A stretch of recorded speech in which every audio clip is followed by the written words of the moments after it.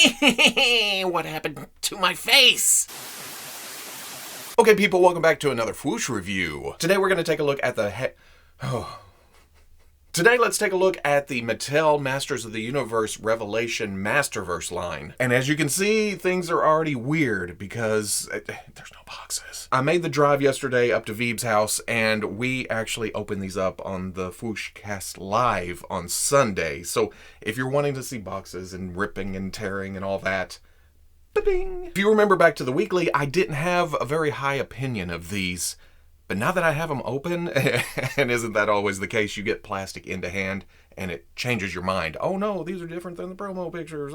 Not perfect, but way better than I thought they were going to be. Let's start it off this way, looking at how the figures look with each other. Yesterday, holding them in hand, not actually standing them up side by side, I didn't realize how much bigger He-Man is than Skeletor. Not proportionally, but just height. That automatically makes Skeletor a bit more evil looking, I guess, because of the long arms hanging down a little bit further, the bigger feet, but it also makes you forget about the reuse between the two because of how different it actually looks. Mossman is about the same height as He-Man, but more gangly, more thin. And then Evil-Lyn is shorter than all of them, but still proportionate. Well, her headdress does bring her up to Skeletor's height, but eyeline, shoulders, yeah, shortest. And if you watched the live stream yesterday, you know that Mossman and Evil-Lyn are already my favorites. So we're gonna look at He-Man and Skeletor first. And it's weird He-Man and Skeletor not being my favorite of the wave, but they have problems like the tiny head. When I first saw the promotional images, I thought it was the proportions of the bodies themselves. But having it in hand, yeah, the arms and legs are slightly long, well, depending on which one you look at, and the torso is a little bit thin, the musculature, of course, but going all the way back to the birth of the Masters of the Universe line, proportions were never the priority in any iteration. So I can't say the proportions here are bad,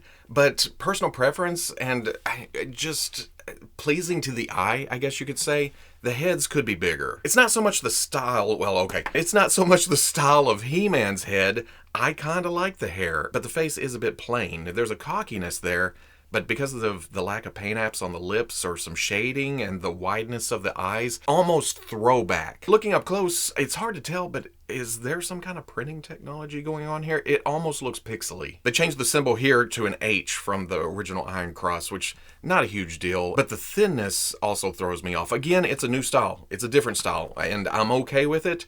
But again, going back to several versions of He-Man, this is always a little bit thicker. Then you get to the legs, it comes down to the boots with the fur and the wraps and the, yeah, essential He-Man elements. The arms, again, fit the overall design scheme. The bracelet or bracer here is a separate piece. When we get to accessories, well, I guess I could go ahead and show that. That does come off. I say that because on the left side, he has this shield type thing. I think somebody called it a van brace, but it's not in my mental image of He-Man. But it's a good thing because you can pull the hand off, and that's also removable. So if you don't like it, you can take it off, but there's also not another bracer to go over here, unless you buy two of them. Marketing! The paints come off slightly plain. Bright yellows and the bright skin tones could have been dulled down a little bit, made more dirty or shaded or something. Although I say that, on the actual fur parts, there's some lighter browns, some darker browns. There may be a little bit down here, but that against the skin tone really stands out. The hair has a slight wash too to help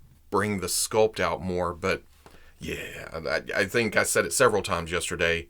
I would like to see a kick-ass painter get a hold of all of these because it's essentially the same on Skeletor. Not a lot of paint to the body, if any. I think it's just the plastic itself, and it kind of loses detail, especially since there's a different sheen between torso and arm. But he does have that classic design element of the spikes on the outside where it looks like it should have been originally a glove, but that's just his body. And then when it gets down to the boots, it has this cover part. Then the clawed feet, the painted claws themselves, it stands out nicely against the rest of the body. The loincloth with the leather hanging down, there are some studs. I'm happy to see that leather texture. Ooh, I like that. And it's on the back too. There's some splits to get out of the way of leg movement, so yeah, can't complain about that. The chest armor, very, very Skeletor.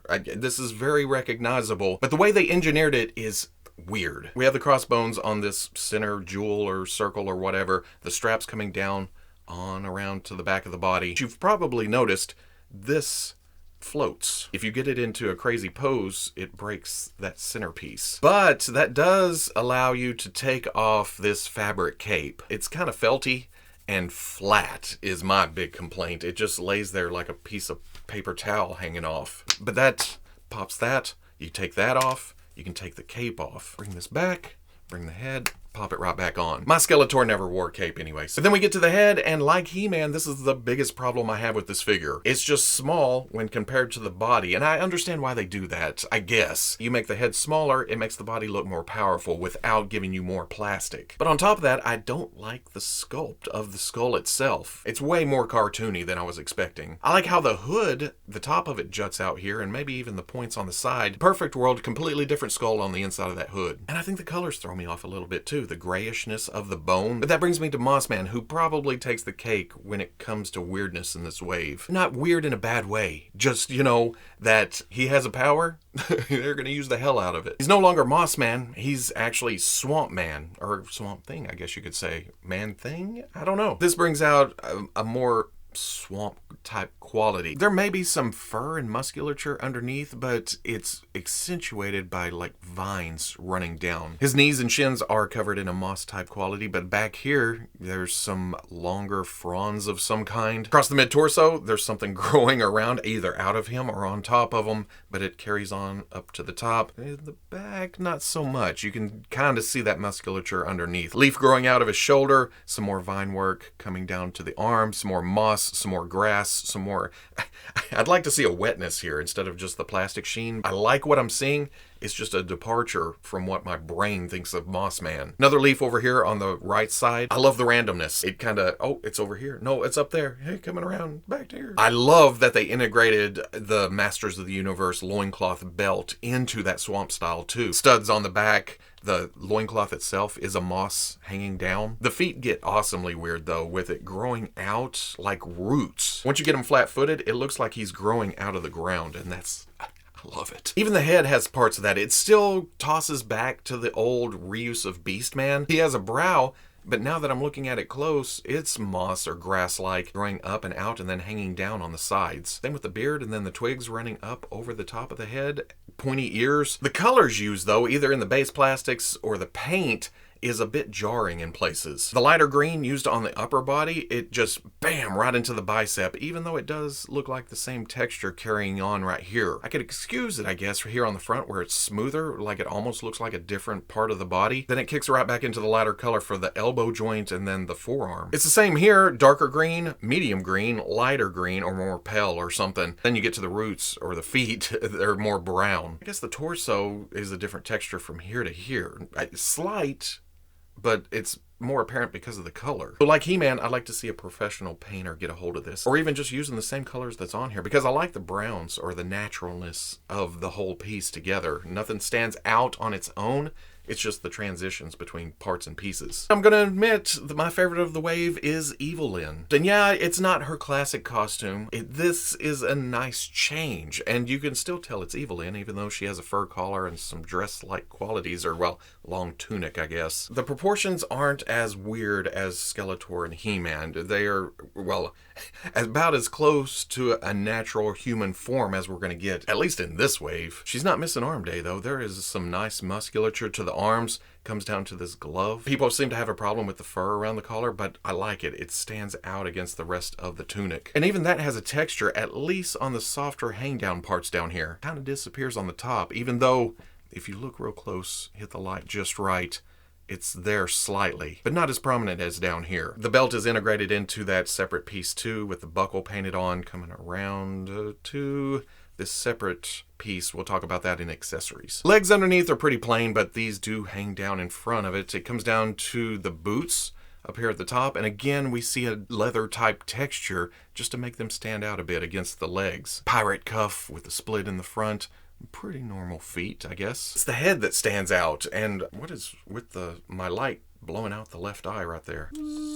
There we go. Unlike He-Man, and comparing the two, you can see that Evil-Lyn got much more intricate with the paint apps on the face. Those eyes and lips and eyebrows just being fantastic. fantastically done. Again, it's hard to tell whether there's some print going on here or not. There's even some eyeshadow around the eyes, and if you notice, focus, the upper lip is a bit darker than the bottom, causing some shadow and makes them feel more natural. The sculpt of the headdress, just sharp around the top. The white, or well, the kind of bone white used on here, that travels down to the middle of the tunic and everything. So everything in this costume ties together. It's just a nice update, or it's a nice one-off. Maybe she only uses this in one scene or something. I don't know, but I like this look. I also like that the skin tone is somewhere between the original just yellow, ba-bam, and the grayness of the 2000X Masters of the Universe. This makes it feel a little bit more realistic overall, and I'm just liking this design. I keep thinking her neck is slightly short. It's hard to tell because this fur collar throws off perception. It makes it seem like her shoulders are higher than they are and the neck is lower. Can just barely pop the head off slightly, at least to my eye, better proportions. Another thing that surprised the hell out of me was articulation, especially for Mattel figures. Up at the top there is a dumbbell joint, but now that I've gotten it home and looked at it closer, the bottom is only forward and back. You can't shift back, hair gets in the way. So can look up about that far, shift forward and look down. Not a lot of movement up there. I think the ball is too deep in the skull. Hinge at the shoulder goes up, rotates around. Swivel at the bicep. Double elbow, slightly tight, but look at that. For a muscle guy, that's not bad. Swivel at the wrist, side to side hinge. You know where I'm going with that. Sword holding hand should be up and down. Ball at the mid-torso, not the greatest, but not shabby either. Coming back later, there is also a waist swivel. I forgot all about that. Underneath the loincloth, there is a ball going out to the hip. Comes up, but there's a tightness there. It wants to kind of drag back down. I may have to shock oil that or something. Back out to there, or at least you think to there, but if you push it, I don't know if it's a D10 or what,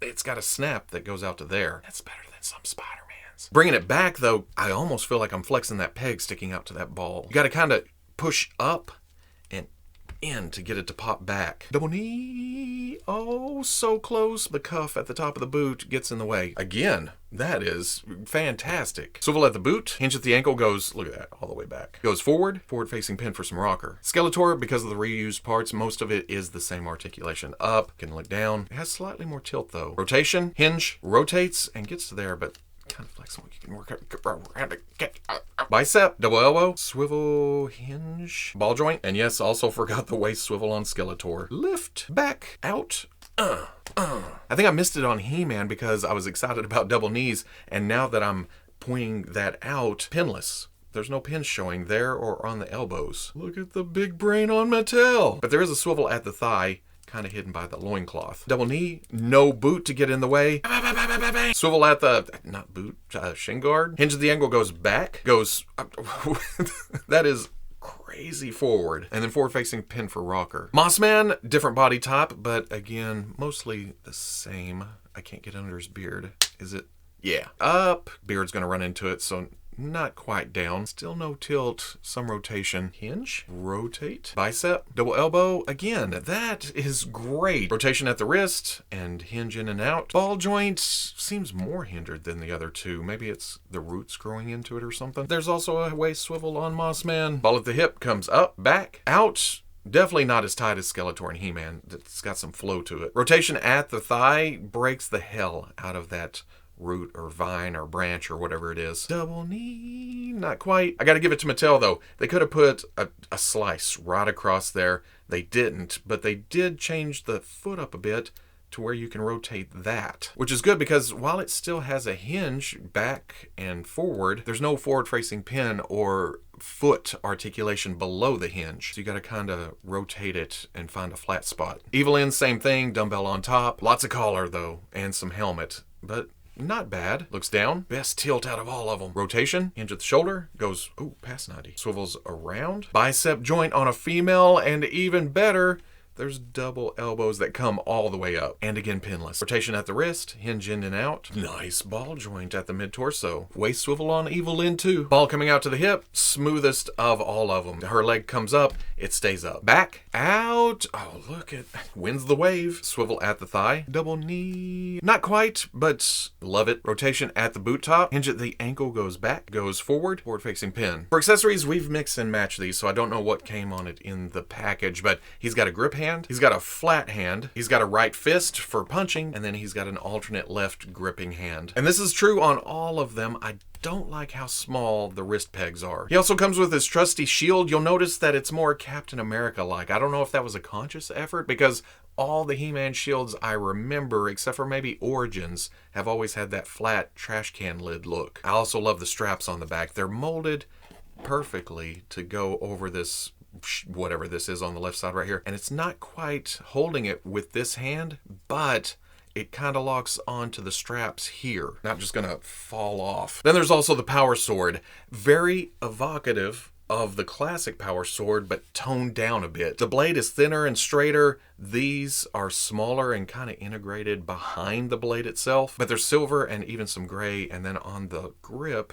there's some brown painted. The big problem is no up and down wrists, so the sword can't be pointed out in a like sword pose, or when it comes to Masters of the Universe, up in the, you know, by the power of Grayskull pose. I'm hoping someday we get a replacement hand. We need an accessory pack for He-Man. New hands, new head. For Skeletor, there's the cape I took off. I guess you could call that an accessory. There's a trigger finger hand, then there's also a grip for the left. Besides that, he also has a left, I always think of this as the power hand, that he's using his magic. Well, I guess it matches He-Man's flat left for some reason, but it's not reuse because it has Skeletor's claws on the end. And then there's also a right fist. There's the shaping staff. It's nice that they threw this in. The hands aren't soft, but they do flex a little bit if you want to go that way. And that's okay because it doesn't just let go of things. But for me, Skeletor has to have his Havoc staff, and I love this version of it. It's got that matching design element as his forearm. Then it goes up into the ram skull, but instead of it just being the same purple as the grip,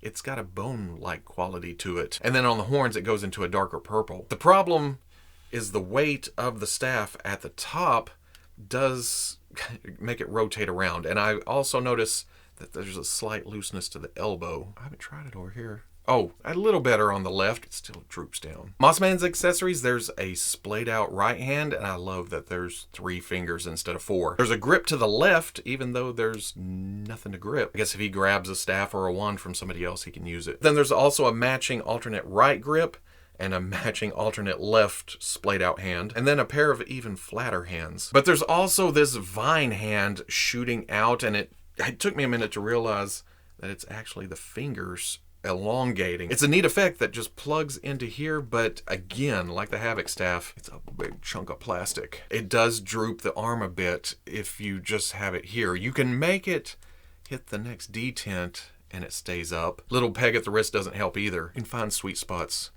get it into, and it will stay.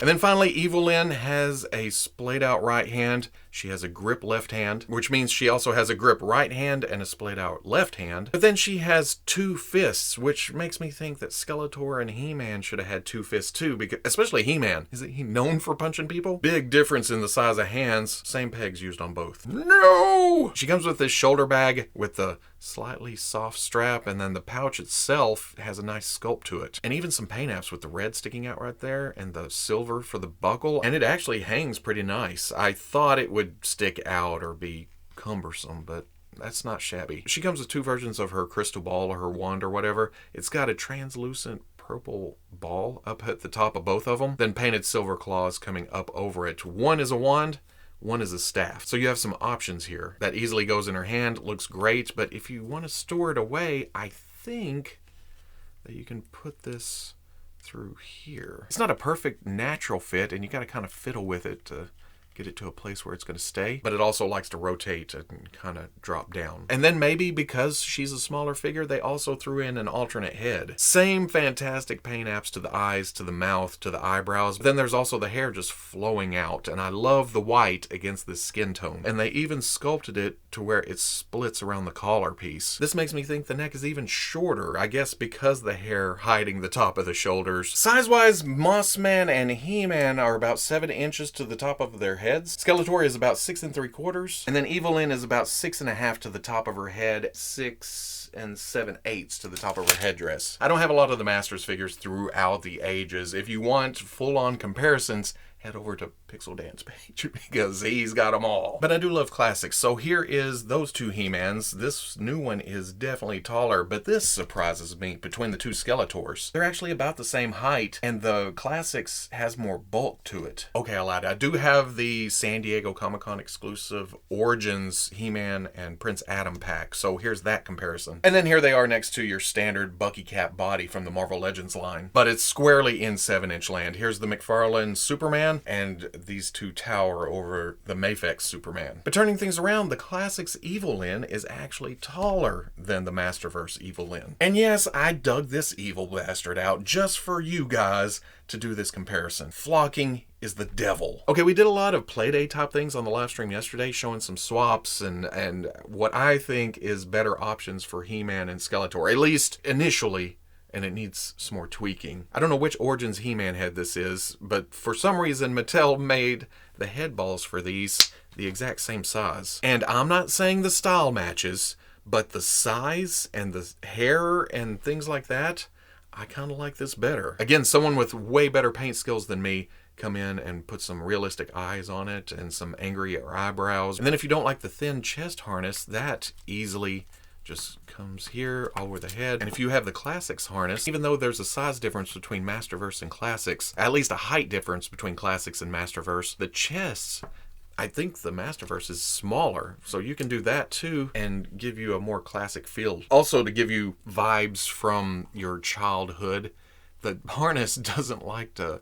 buckle all the way, or at least stay that way. Remember back in the day, you'd get it on there, move the figure around, it'd start popping off and stuff. That's exactly what this figure does. But it stays on enough to not have to worry about it too much. Skeletor is just as terrible in the head department, and as we proved yesterday, which one was it? The Filmation Skeletor head is the best looking. I don't have that, but I do have this custom head that Veebs dug out of a box. Completely different purple to the hood, so there would be some painting going on. But giving him a meaner, bigger skull, well, that sits too high. But I think that's already an improvement. Same thing with the chest harness. If you have the Classics, it's easily swappable if you don't care for this floppy piece on top. This just pulls off one pin in the back. Bit more subdued. It doesn't have near as many paint apps as the new one. Yeah, I need to drill that out. If you want a classic feel to it, that's easily done. Or the Classics head itself, very, very tight, but again, it's the proportion of the head, I think. It needs a bigger skull. That may be how I keep this one. I'm not a fan of seeing the neck under the hood, but that can be dealt with. Maybe I'll drop it just a bit more. So at the end of the day, it's surprising. I didn't want to like these, but I do. Don't get me wrong, it still has their problems. Engineering-wise, some of the joints loosen up. Like some of the elbows, if you're between detents, they kind of do their own thing, depending on what they're holding or which direction you have them. But if you hit that detent, they stay in place. And then proportion-wise, there's Skeletor's small head, there's He-Man's small head, and as I've messed with them, that's my biggest problems here. Because while He-Man and Skeletor have those classic vibes to them, the redesign of Evil-Lyn and Mossman, I'm all over them. That makes them my favorite, on top of the extra TLC Mattel put into these two. Evil-Lyn with the paint apps, and then Mossman with just all the beautiful sculpted detail on the body. I'm gonna say it again, I would love for someone with paint skills to get a hold of these and just knock them out of the park. But with the extra care taken with Mossman and Evil-Lyn, I feel like Mattel just kind of put out a Skeletor and He-Man knowing that another He-Man and another Skeletor would be coming soon. Maybe a different design, or even an update to these two with bigger heads, better sculpt, better paint. It's the Darth Vader effect. You're never gonna get that perfect one because toy companies know that more are coming and they have to make you buy that next one, and then the next one, and then the next one, and the next one. I'm on to you. I've always said that classics, especially the Filmation figures, are my bread and butter. That's my perfect display, but I guess I'm buying these too because they're interesting and they're new, they're different. I'm on to the marketing, but I'm also a sucker for it. If you enjoyed the review, comment, like, subscribe. Much love to the plus if you're interested in seeing videos early or just in a position to help out the channel, patreon.com. But wherever you may be watching this, I'll always catch you on the Fwoosh. At $25 a pop, which is at this point standard action figure prices, I feel like I can get these and maybe throw some paint on Mossman, some weathering, some washes, bring out all that detail and then do some customizing here. I don't mind the swappy parts here because then it becomes a little more unique, a little bit more Robo collection. You know what I mean?